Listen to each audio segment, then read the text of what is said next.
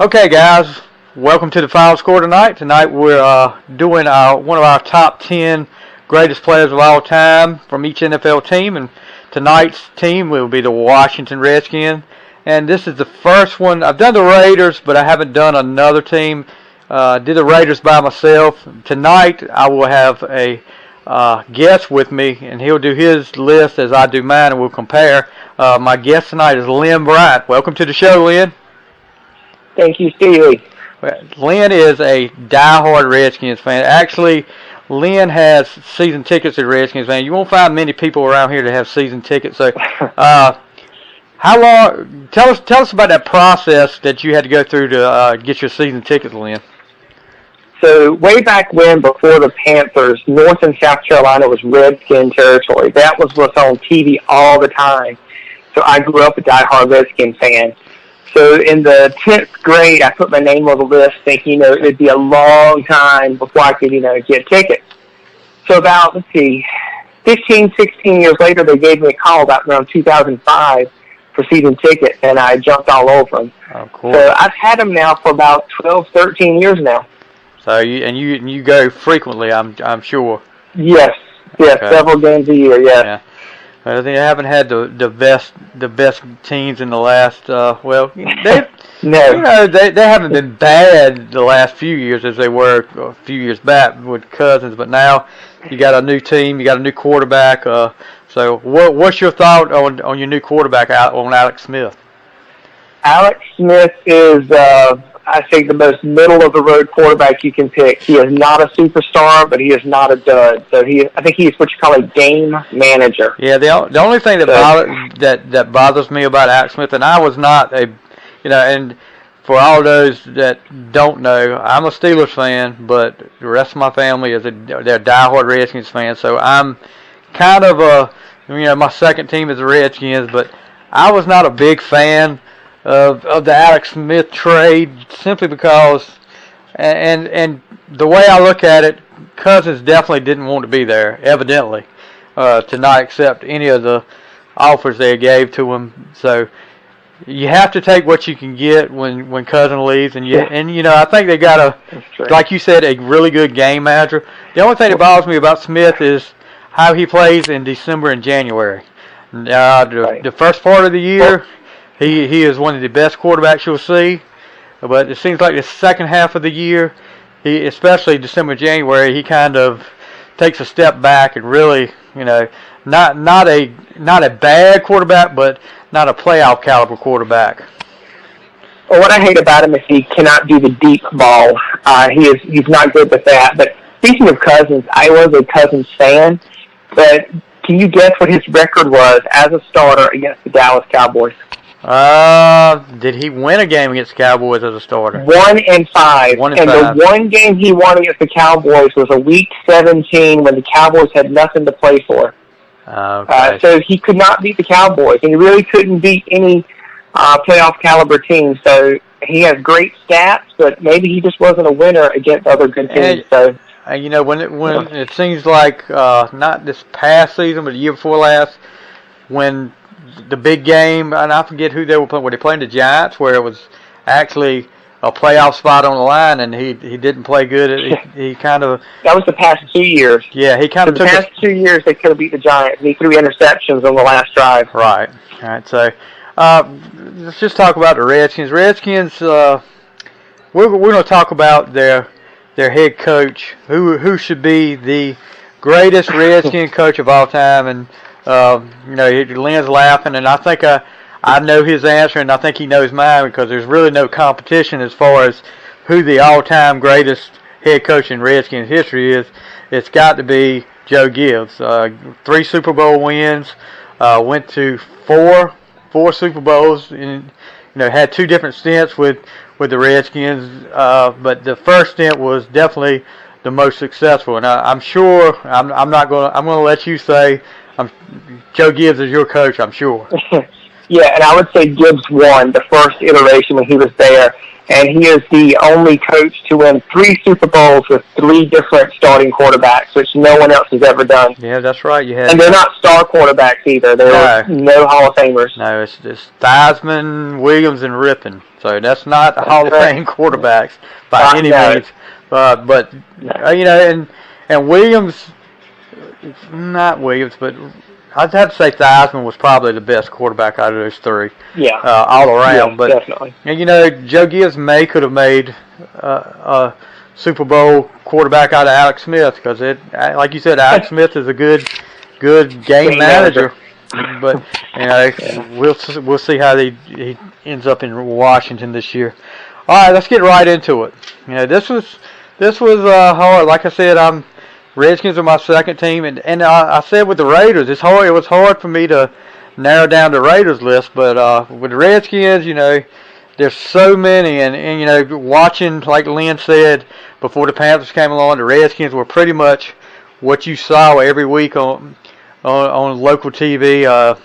Lin was more fortunate than I to have cable in the big metropolis of Rich Square, and my little town of Lasker that still doesn't have cable, but have, you know, of course, DirecTV's come along, and we're able to see a lot more games now. But so a lot of the guys that are on my list are from that era, the 80s and maybe the 90s. There's some before, a few surprises mixed in there. So and I'm sure Lin's got a few surprises on his list too.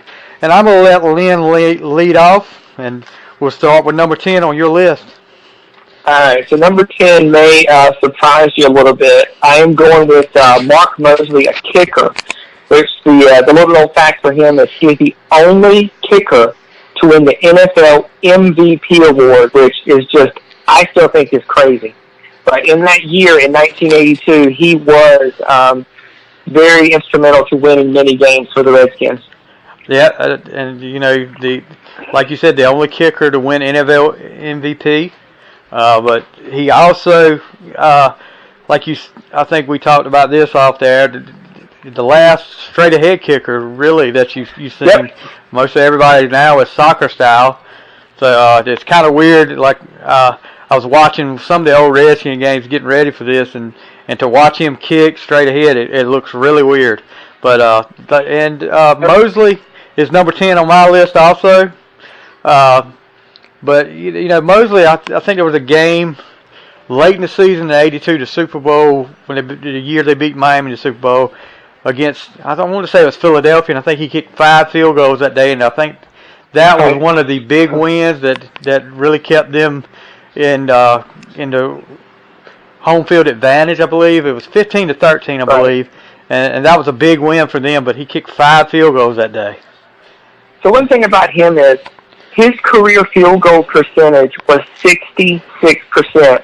Today, you're not making practice squad unless you're over like 80, 85. But he kicked 66%, and that was good.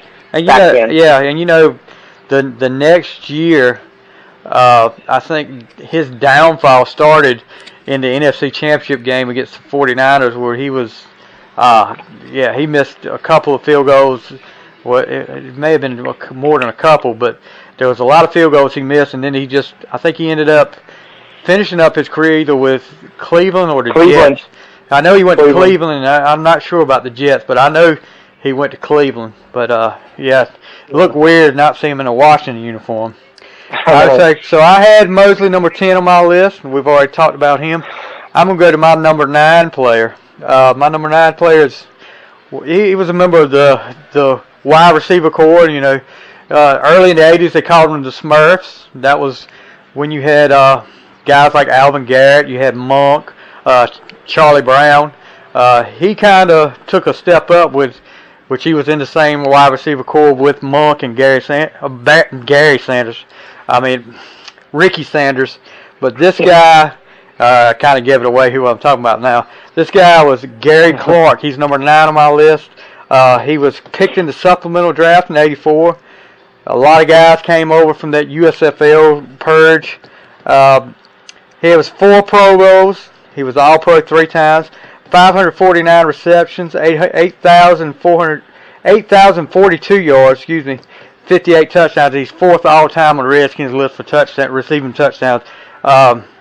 Made a lot of big plays. When they really need big plays, Gary Clark was the one that would go across the middle and make those plays for him.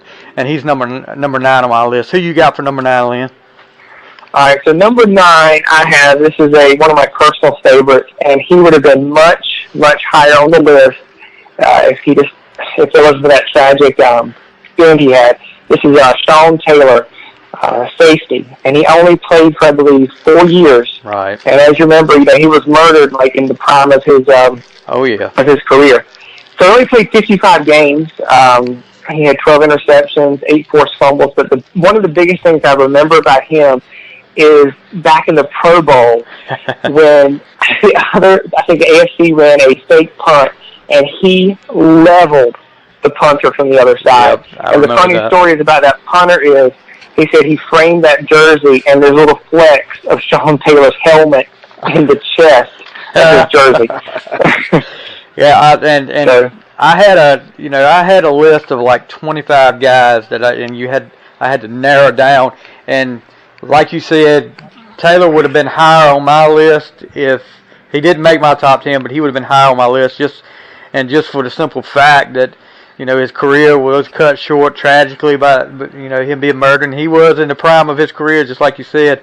To see Joe Gibbs come out and talk about the guy the way he does, Joe Gibbs was talking about he was one of the best Redskins ever in the short time that he was there.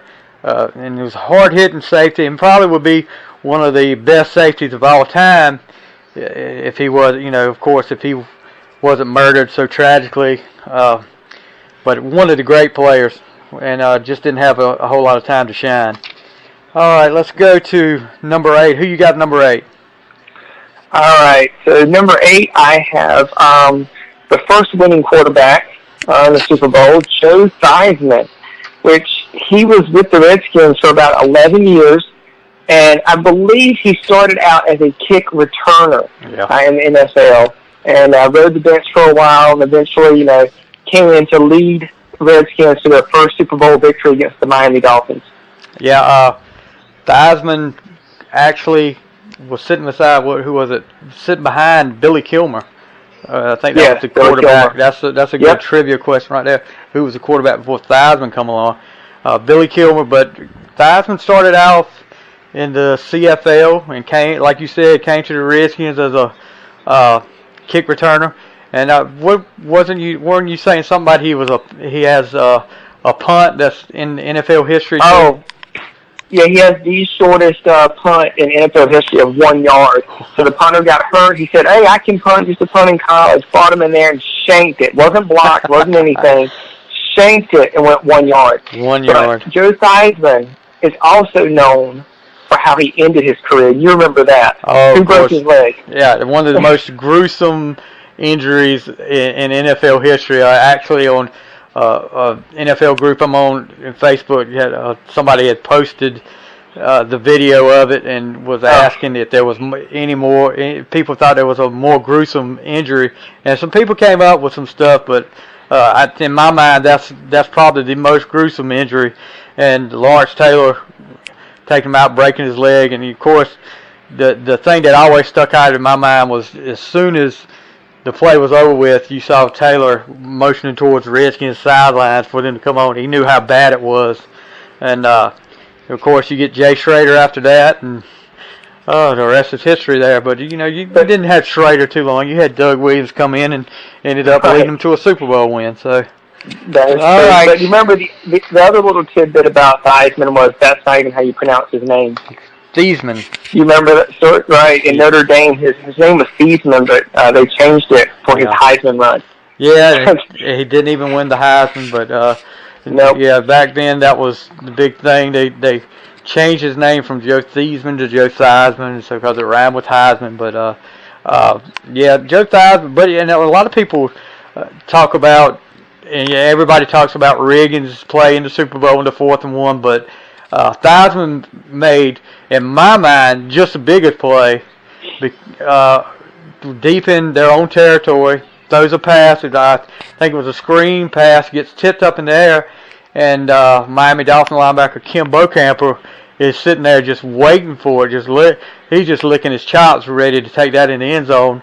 And Theismann comes over and knocks the ball out of his hands. And, you know, if he doesn't make that play, Bocamper probably walks in the end zone. And who knows, the Dolphins probably win the Super Bowl after that. That was a big, big momentum shift that year. And that was on the 5-yard line, too. Yeah. So, yeah, he would have just walked in. He could have fallen in. Yeah. All right, I'm going to go to number 8 on my list. And this is one of the offensive linemen. You know, I played offensive lineman in high school. They don't get a lot of glory. The only time you get your name in the paper is when you mess up. So offensive lineman, but I'm gonna go with Joe Jacoby, one of the I guess you could say the original members of the Hogs.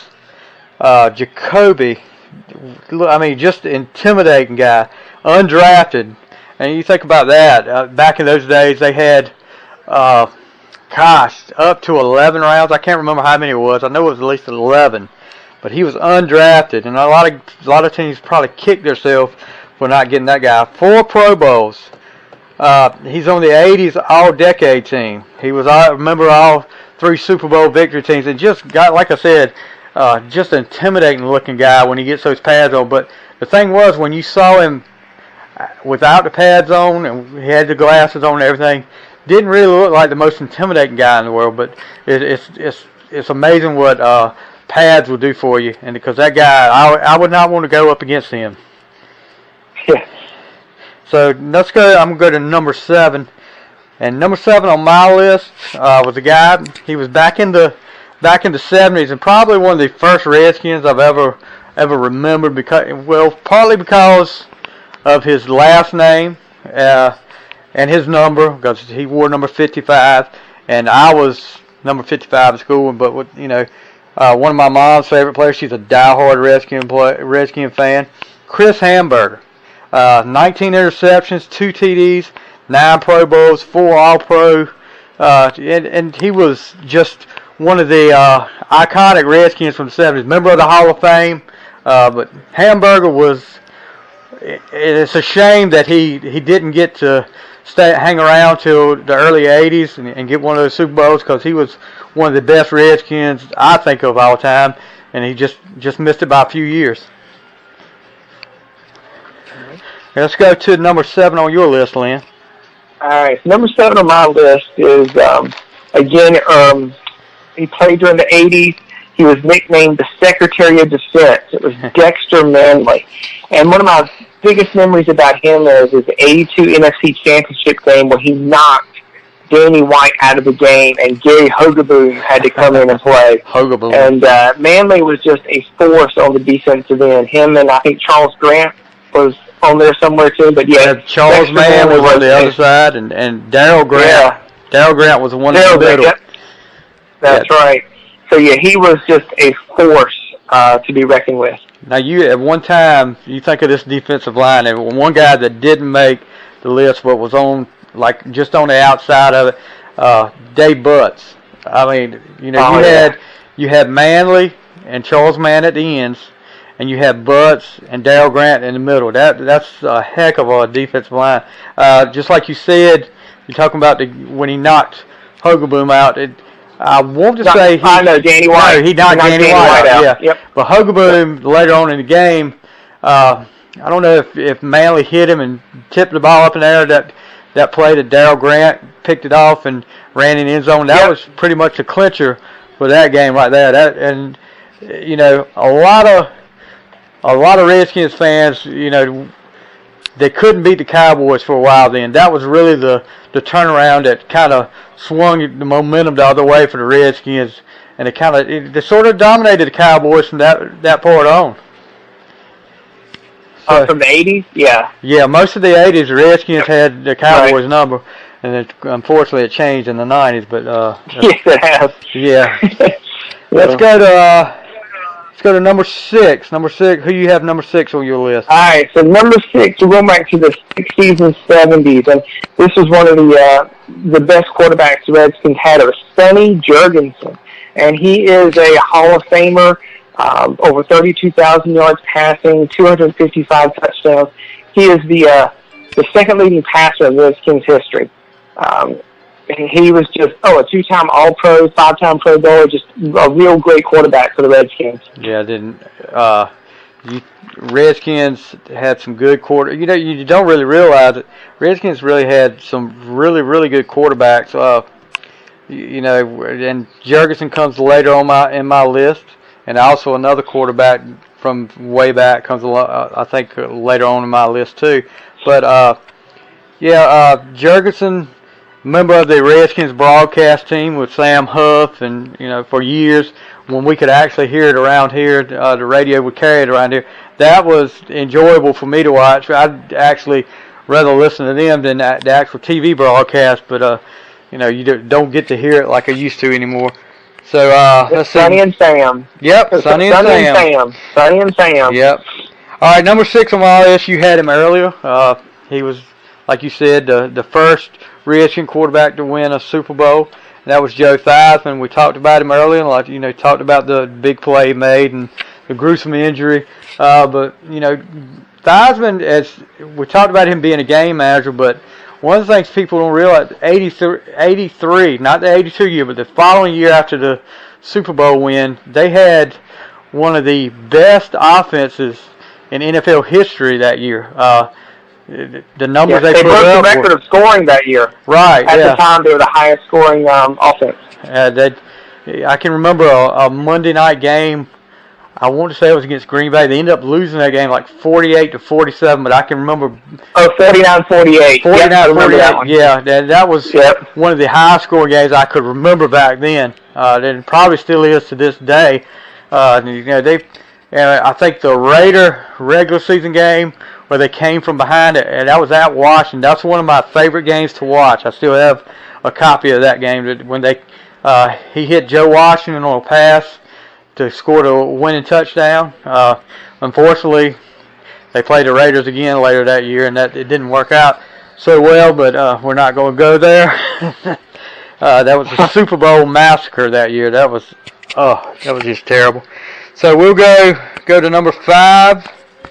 Number 5 on my list, and then we talked about the old quarterbacks, and I've got Sammy Baugh. Sammy Baugh was one of the iconic Redskins, all-time passing leader, all-time TD leader, 5 All-Star games because they didn't have Pro Bowls back then. He did make 1 Pro Bowl, won 2 NFL championships before they had Super Bowls, 21,886 yards passing, and that was Slinging Sammy Baugh is what they called him. And he, a lot of people don't know a whole lot about Sammy Baugh. We don't get to see a whole lot because in the days back then you didn't have the TV coverage that you did today. But I think if you did, he would be one of the best quarterbacks of all time. Who have you got at number 5 on your list? 5. All right, so number 5 was a very quiet person. He would come in and get his job done.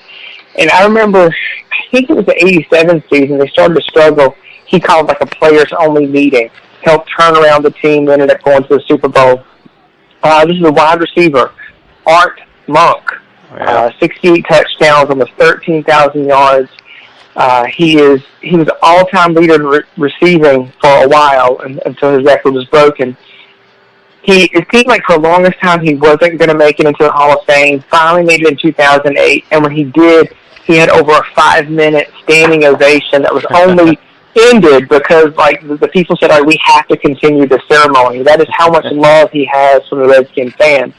But as good as he was, he never had a touchdown in the Super Bowl. The one he did have was famously overturned by replay, the first touchdown overturned by replay. And you said you think it might have been the Buffalo? It was a Buffalo. It was a Buffalo Super Bowl, and I believe it was the first possession because they went right down the field, and it was near the back of the end zone. He drug his feet, and people. I've watched this Super Bowl, and I believe, like I said, Redskins are my second team, and I watch the Super Bowls a lot. But he drug his feet, but it just didn't get him in, and it was overturned. I think they ended up kicking a field goal. But it really didn't make a difference in that game. But like you said, you hate to see Monk not get a touchdown in the Super Bowl. And he didn't, I want to say, the Dolphins Super Bowl, I don't think he played in that one because he got hurt earlier in the season. Or it was late in the season he got hurt. Didn't get to play in that one. But I do think he played in the Denver Super Bowl. And didn't get a touchdown. We scored 42 points. And it seemed like everybody else got a touchdown in that second quarter, but Monk didn't. You got Timmy Smith, Ricky Sanders, Gary Clark, Clint Didier. All of those get touchdowns, but Monk doesn't get any. And that could have been just because they paid so much attention to Monk that those guys were in single coverage and they were open. So that could be that. But like you said, Monk was quiet. He just let his actions on the field do the talking, and he did a lot of talking on the field. Like he's one of the had the receiving record. I think I want to say Marvin Harrison broke his record, but I may be wrong on that. But don't quote me on that one. But yeah, Monk was definitely. You hated to see him not finish his career in Washington. I think he ended up going to the Jets, and it just did not look right. I mean, that's one. You have a lot of guys that go to different teams, and they, say, okay. But he was one of those players that it just did not look right in any uniform except for a Redskins uniform. All right, number 4. We're going to go to your number 4. My number 4, okay. So my number 4, as you had mentioned him before, the great linebacker Chris Hamburger. Right. And the one thing that you didn't mention earlier was that he intercepted 19 passes in his career, and for perspective, that's more than both Junior Seau and Lawrence Taylor. So he was a beast in the late 60s and 70s, and was just an amazing linebacker for the Redskins. Yeah, funny story. Hall of Famer. Funny story. The only time you will ever see a picture or anything of me wearing anything other than a Steelers shirt or jersey, whatever. There was a picture back when I was a kid, probably 3 or 4 years old, and my mom had bought a Redskins shirt for me, and it was long sleeve, but I can remember it, and I think there's still a picture. It had a picture of Hamburger on it, and it had Redskins on it, so he should feel privileged. That's the only time I'll ever wear any other jersey or shirt from another team. So it's the only time in history that's happened. Mark that down. Okay, let's go. Let's go. I've got number 4. My number 4 is, and you talked about him earlier. Another quarterback from back in the day, Sonny Jurgensen. Like you said earlier, he's definitely one of those quarterbacks that the Redskins had back in the day, and he put up good numbers. Didn't get a lot of attention because he didn't win have a lot of success in the playoffs. But 22,585 yards. He had five Pro Bowls.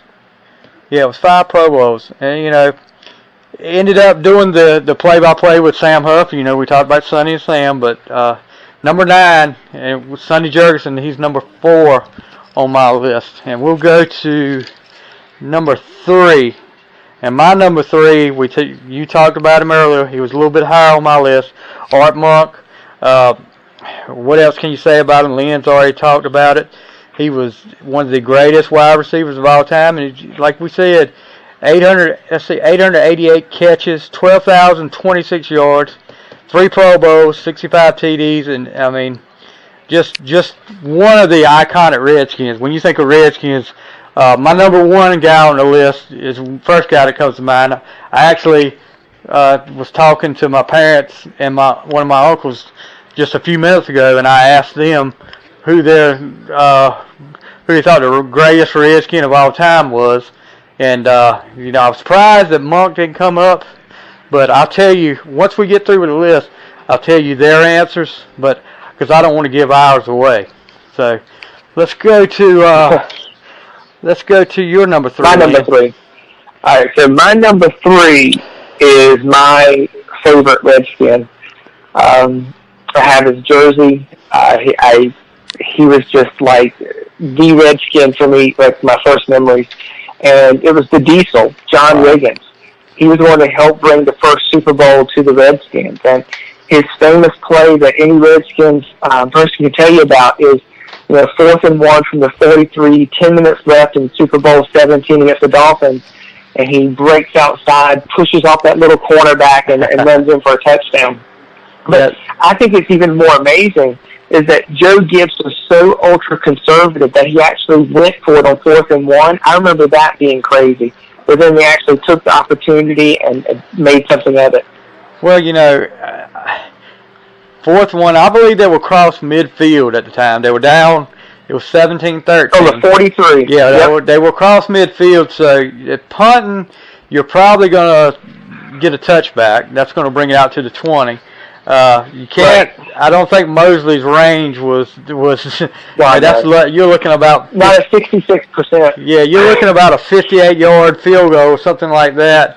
I don't think Mosley's got that leg strength. So and you'd still be losing 17-16. That's right. So, yeah. 4th and 1, and you got Riggins, and a lot of people, if you go back and watch that play, one of the things that sticks out, of course, they talk about Riggins running down the sideline, and I think you talked about it before. He doesn't ever look back behind him. He just looks straight ahead. But one of the things people don't talk about a whole lot is the blocking of fullback Otis Wansley. Wansley clears that hole out and he launches himself into one of the Dolphins and takes that linebacker out. And then it's all Riggins versus little Don McNeil, and that's not much of a battle there. I don't think McNeil. Yeah. You got to give McNeil credit. He did try, but Riggins pretty much pushed him off like he was one of those little rubber balls bouncing off the wall. Yeah. And then I think one of the Blackwood brothers was the only one else that had an angle on him, and Clint Didier took care of him. And boy, that was one of the big plays in Super Bowl history. I think it's the best play in Redskins history. Oh, yeah. If you ask me what is the biggest play, this is what I would identify. Yeah, I would think, because that pretty much started the big success in the 80s for the Redskins. And granted, that wasn't the last touchdown of that Super Bowl. I think Theismann came back and threw a touchdown to really put the nail in the coffin because it ended up being 27-17. But that right there, on a 4th and 1 play, and you get a touchdown out of the game. Yeah, you get a 43-yard touchdown out of it. That's big there, and that had a lot to do with the success the Redskins had in the 80s. Winning 2 out of 3 Super Bowls, and definitely the biggest play in Redskins history. I'll agree with you on that. All right, number 2. We'll let you take number 2. You've already mentioned him before, but I think he is the greatest quarterback the Redskins have ever had. It is Sammy Ball. Right. 1937 and 1952. 15 years, I believe. That's what that is. Yeah. Almost 22,000 yards, 187 touchdowns. He was simply the best. And this was a time when offenses go run. He was actually throwing the ball around. So it was a different era of football back then where the run game ruled all, and it was very odd to have a quarterback who actually passed the ball. So he was just one of the first amazing quarterbacks who could pass the ball. Yeah, you don't see a lot of big numbers out of like Sammy Ball put up out of the quarterbacks from that day. Like you said, running game was where it was at. They didn't have that wide open offense where you threw the ball. I'd hate to think if one of the NFL teams would go back to those days with these 5 receiver sets and see, that would probably blow these people's mind back in the day. But Definitely. Sammy Ball, and what is his jersey? What were you talking about? His jersey was retired. So there are a lot of jersey numbers they no longer pass out anymore. They don't pass out the number 7, 5, and 44 Riggins. But there's only one jersey that's officially retired to the Redskins, and that is the number 33 Sammy Ball. All right. So So number 7 and number 44 don't get handed out too much anymore. They're not officially retired. Right. The only officially retired one is 33, but you'll never see a 44 or 7. I wouldn't think so either. They're just not officially retired. It's like unspoken retired. Yeah. All right, I'm going to go to number 2 on my list, and you just had him earlier. Your favorite Redskin. I'm going to go with the Diesel, John Riggins. Just an entertaining guy and a hard-working guy. As big as he was, I mean, the guy, I can remember, I think in that playoff run in '82, before the playoffs started, Riggins went to Joe Gibbs and said, "Give me the ball. I want the ball in the playoffs." And they gave it to him. I mean, he put up numbers against, I want to say it was the Lions in the first round, and maybe the Vikings in the second round. He carried that team. But it was so funny though. If you look on the sidelines, when in most of those games when the offense is off the field, you'd always see Riggins with the oxygen mask on. Probably wasn't in the best shape, but you couldn't tell it when he got on the field. I mean, he gave everything he had. One of the stories I like. Go ahead. I was going to say, one of those 2 games he did so well, he went out and bowed at the end of the game. Which, that's just the kind of character he was, and I think your story is going to touch on that. Oh, yeah. One of the favorite stories I've ever heard about Riggins was, I think they had a anniversary celebration for that '82. The 70 best Redskins. Okay, the 70 that's right. Redskins.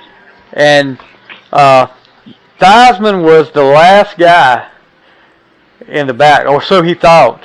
He hadn't seen Riggins, but they were getting ready to introduce Theismann. Everybody else is out in their regular, dress clothes, and he turns around and looks, and here comes Riggins in full Redskin uniform, just like him today, 44 jersey, pads and everything. And when he came out, the crowd just went wild when they saw him in that jersey and uniform. I mean, and that's really, and just like Ty said, some guys will do anything to get more attention than the other ones. Which, Riggins was a character, that's for sure, and he bought into a lot of that stuff. But Riggins always put out on the field. Always had good success with Riggins. And I mean, you pretty much got to say he was the big thing that got the Redskins to that Super Bowl. Carried them through the playoffs and clinched the Super Bowl for them with that big run. So let's see. We're going to number 1. Number 1's left. Yep. And I think, if I know Lin, and by him not having this guy on his list, you haven't said mine yet. I'm hoping we're both on the same page here, because if I would be severely disappointed if Lin has left this guy off his top 10 list. So I'm going to let you, since the Redskins are your team, I'm going to let you, because I think we're in agreement here, and I'll let you know if we're not. So I'll let you have it. And now I'll probably fall out if you don't have this guy at number 1. So how can you not put the person number 1 whose nickname is Mr. Redskin? Yeah. I have a man who played 20 years with the Redskins, Darryl Green, cornerback, 83 to 2002. 54 interceptions, 8 touchdowns. Again, Mr. Redskin. My one highlight for him that I can think of, when you think of Darryl Green, I think of a punt return against the Bears in a playoff game where he's running it back. He jumps over a tackler, breaks his rib by jumping over somebody. You don't understand that. Yeah. But he breaks his rib, holds his rib, and continues to run 40 yards for a touchdown. That is the play I will remember from him all the time. Now, I've also, I haven't passed out, so I also have Green as number 1 on my list. Like you said, Mr. Redskin, you cannot have anybody, in my opinion, like you said, it's well-deserved, Mr. Redskin. Like you said, 20 years and played every year with the Redskins. Fastest man in the NFL for several years. And one thing about Darryl Green is, I think near the end of his career, one of the guys they brought in as the other corner was Champ Bailey. And, they were kind of saying, well, this is going to be Champ Bailey's secondary now. He's going to be the big guy there. That never happened. I mean, Champ Bailey was good, but you never saw Darryl Green have a year where, let's just throw it Green instead of Bailey. No, Green's play never suffered. One of the, you talk about the play you remember, and definitely that's one of the iconic plays. That matter of fact, what I was telling you about when I was talking to my parents and my uncle earlier, that was one of the plays that come up. My mama said Darryl Green would be hers, but my daddy was talking about. Of course, he mentioned the whole offensive line, the Hogs, as his. But we were talking about that play. But the one play I remember besides that one. He was on a Monday night football game in his rookie year. I believe it was his first game at Washington against the Cowboys, and Tony Dorsett breaks a run down the sidelines. Looks like he's got clear sailing to the end zone when all of a sudden this blur comes from the other side of the field and chases Tony Dorsett down before he gets to the end zone. And that was Darryl Green. And he also, not just Dorsett, but you look at a running back like Eric Dickerson. I can remember him chasing down Eric Dickerson in a I don't know if it was a playoff or a regular season game, but chased Eric Dickerson down. Eric Dickerson was really fast. I think he was faster than Dorsett and a little bit bigger too. But Darryl Green was probably I would dare to say one of the fastest players ever in NFL history. Yeah, and that Dorsett play, Dorsett had a 10-yard head start. Yeah. And Darryl Green was on the other side of the field and chased him down. And I remember Dorsett saying, "Where did he come from?" Yeah, you can check that out on YouTube. I think it's still there on YouTube. Green chasing down Dorsett.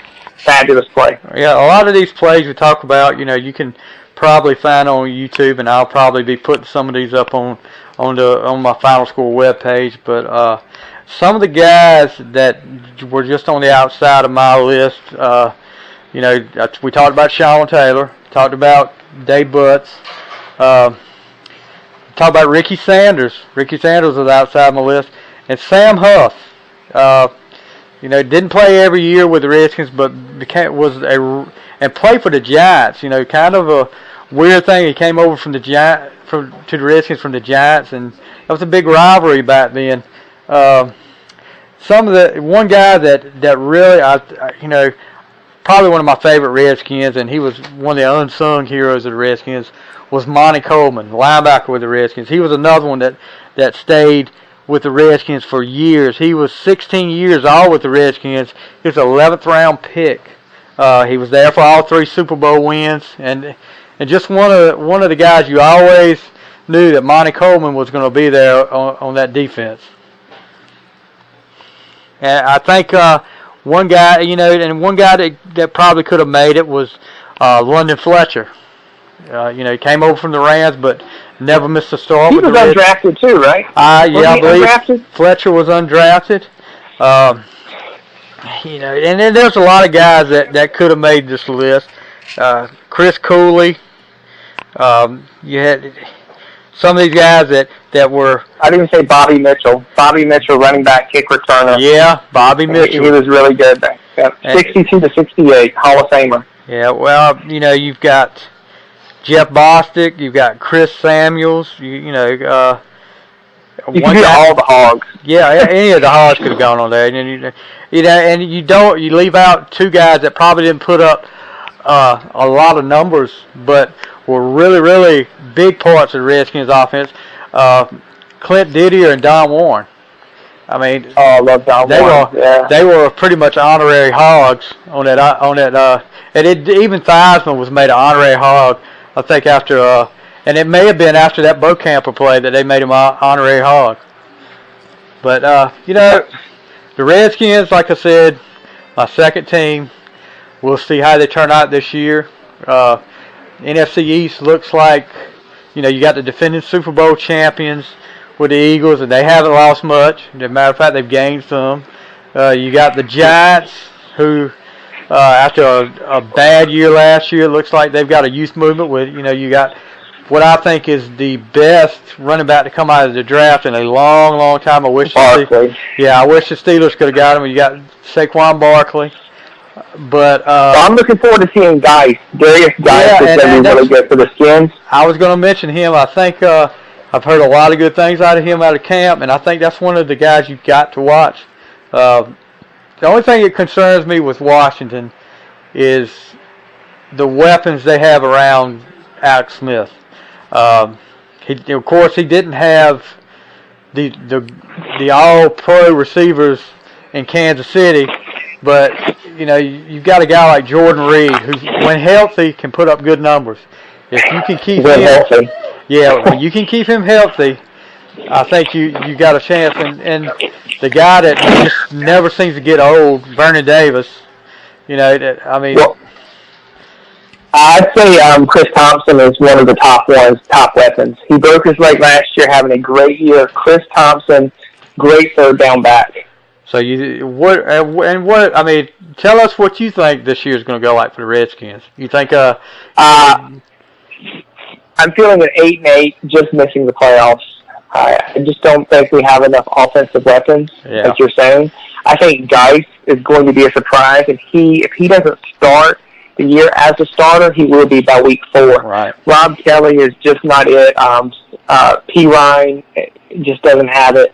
Darius Geis is going to be a star in this league. He'll be overshadowed by Barkley. All right. But Geis is the real deal. Yeah, you just looking at some stuff the other day. Leonard Fournette, the running back with the Jacksonville Jaguars, who was drafted a year earlier, and Geis's teammate at LSU was talking about, don't sleep on this guy. This guy's going to be really good. So it should be an interesting year in the NFC East. But so you're going to 8-8. I'm thinking. And I want to go ahead. You think 8? And I was just going to plug one thing. The NFC East is now the only division of football where every team has won at least one Super Bowl. Yeah. No other division can say that. So that's just. I didn't think the Eagles would ever win one, but now that they have, we can say that. Yeah. The AFC North, the Steelers division, unfortunately, we've got the Browns in there, so I don't think they'll never win. Yeah, they'll find a way to screw it up somehow.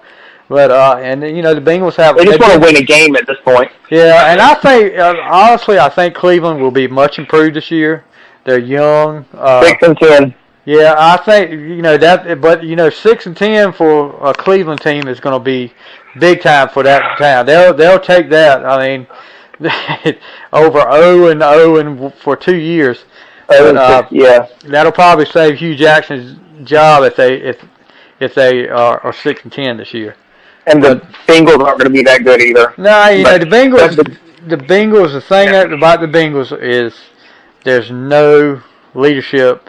The inmates run the asylum, and it's been that way for years. How in the world Marvin Lewis has still got a job? I will never know. With all the things that went on with that team, you got Vontaze Burfict. Yeah, don't even get me started on him. And not just because I'm a Steelers fan, just because he's a dirty player. And he got what Juju Smith-Schuster gave him a little taste of his own mess, and he got what he deserved in that play. I'll take that, whatever punishment Juju got for that. But you got Pac-Man Jones, and you got a lot of talent there, but they self-destruct. So what do you see the Redskins as? I said 8-8. I would think somewhere in that 8-8. And I'm 7-9, 7-9, 8-8, somewhere around there. I'm like you. I don't see them just there yet. They're missing something. Like you said, offensive weapons. They don't have a really go-to receiver. You've got Crowder, and Crowder makes plays, but you just don't have a go-to receiver right now. It's the make or break year for Jordan Reed. I am no longer a fan of Reed. I think he needs to really prove something this year, or we need to get the money back for his contract, not advance his option. Yeah, Johnson, I think it's the 4th year for Josh Johnson. Again, he needs to prove something or move on. Yeah, and I agree with you. Jordan Reed, when healthy, puts up great numbers. But unfortunately, being healthy hasn't happened a lot for Jordan Reed in the last couple of years. And defensively, I'm not. Like I said, I'm a Steelers fan, and I could tell you the Steelers defense. But in other teams, I know people that stand out on defense, and I couldn't tell you, besides Kerrigan, I couldn't name you a Redskins defensive player. First round Josh pick was a Norman. defensive Josh Norman. player. Excuse me, Josh Norman. I do know that. Well, the Redskins draft pick of 2018 was a defensive guy. And they need to. But the thing is, I don't know his name. I'm trying to look him up right now. That's how much. And I mean, you agree? Do you agree that your defense it's just needs help? Needs a lot of help, and that bothers me more than the offense. I'm trying to look him up right now. No. Deron Payne. Okay, he was a defensive tackle, right? Yeah, he's a defensive line. It says DL, defensive lineman. Yeah. But the steal of the draft was Geis. There's those rumors about he wasn't committed or all this other stuff, and he dropped. I think he is the second best running back, rookie running back, second best rookie running back, and he dropped to the second round. He was an absolute steal. Just look. I'm trying to look at what you got in the draft. Deron Payne. Deron Payne, out of Alabama, so he's got the Alabama pedigree. It doesn't always work out, but just looking at some of your picks here, when you went defense. And then Geis was second. Yeah, you went. And then it was Christian. Offensive tackle. Yeah, then you had a safety, defensive tackle, linebacker, corner. So you went a lot of defense. But we got Mr. Irrelevant, which again is the last play of Trey Quinn. Yep, from SMU. They think he might actually make the team. Well, and I'll tell you this, SMU. You've got I believe, who was it picked there? Was it Cortland Sutton? Was a wide receiver from SMU. You've watched SMU because I think watched them play in college over the last couple of years. SMU had some pretty good receivers, so this guy could make that team with that wide receiver core that the Redskins got. This guy could yeah. And I'm looking at your wide receivers right now. I mean, Paul Richardson, Doxson, Crowder. Who else? There's guys. I know Richardson was a new one. Yeah, there's guys I've never heard of. Jeremy, and this is, I'm reading this right out of Street Smith Football. This is your whole Chris Brazil. Never heard of. Never heard. He's out of. He must be practice squad. He's right? out of Grambling State.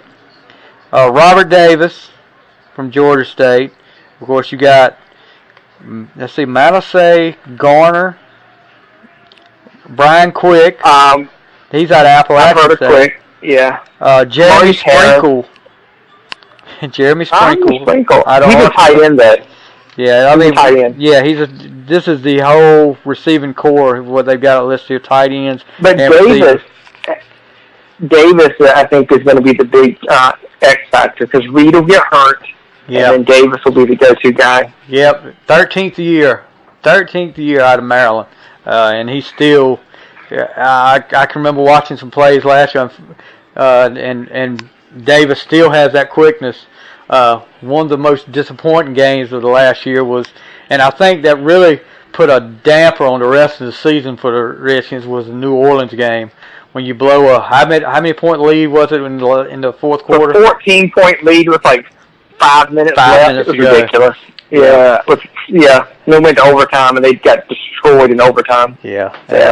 That kind of put a damper on the rest of the year for the Redskins after that, because that Redskins really looked like a high-caliber team that day, and they were playing in New Orleans.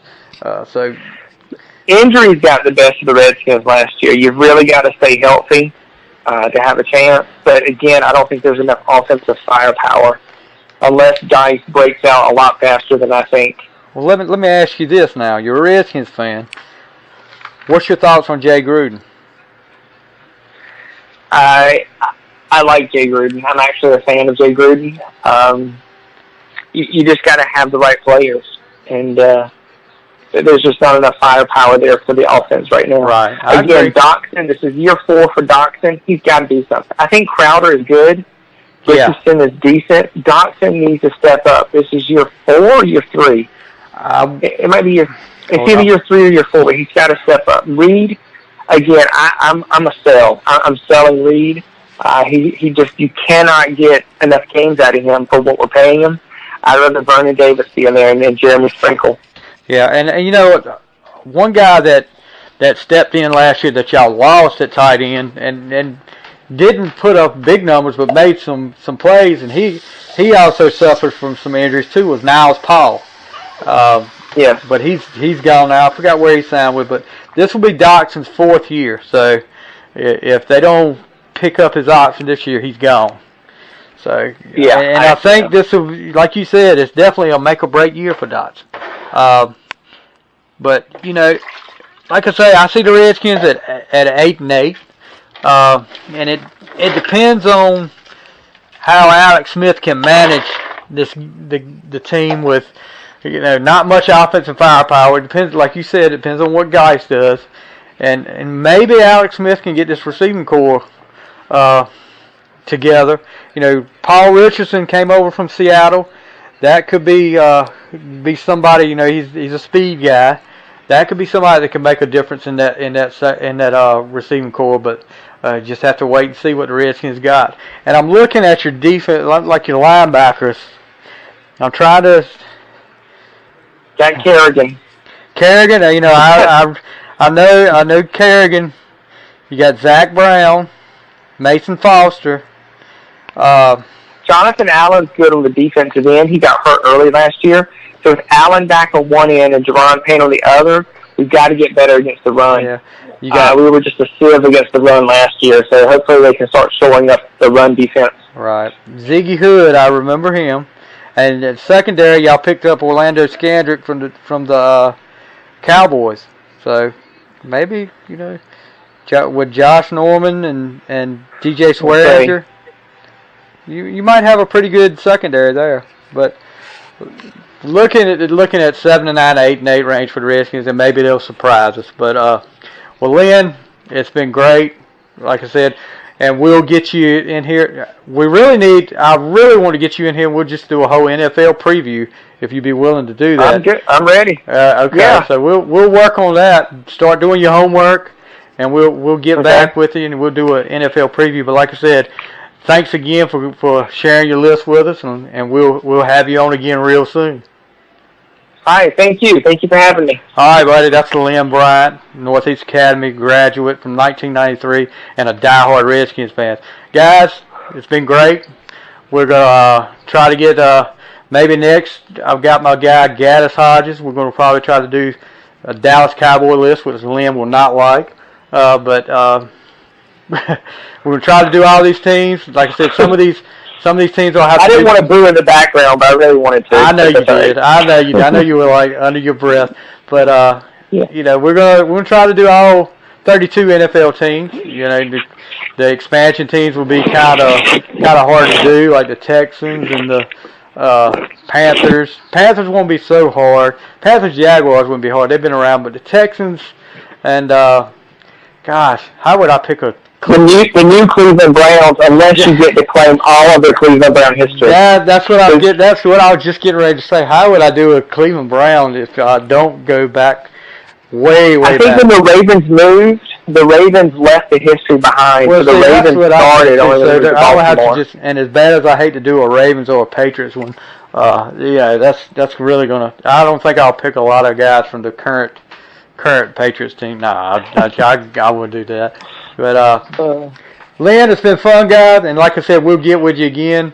We'll do an NFL preview, and maybe we'll talk later on in the year about some Carolina basketball. Lin's a diehard Carolina fan, Carolina graduate. So Lin resides in New York now, by the way, but he hasn't gone over to the other side and become a Giants fan. So he's sticking with his roots. Not even a Jets fan. Yeah, sticking with his roots and sticking with the Redskins, buddy. I appreciate you taking your time out tonight and doing this. We actually did this last week. We had some technical difficulties, and we're doing it again this week. And I appreciate Lin going through that again. But and we'll keep in touch with you. And guys, if you don't agree with our list, let us know. If there's somebody we left off, by all means, comment on this. I'm going to have this on my Final Score webpage. Comment, let us know. That's what we're here for. But Lin, have a good night, buddy. Thank you again. All right, thank you. All right. Bye-bye. Bye.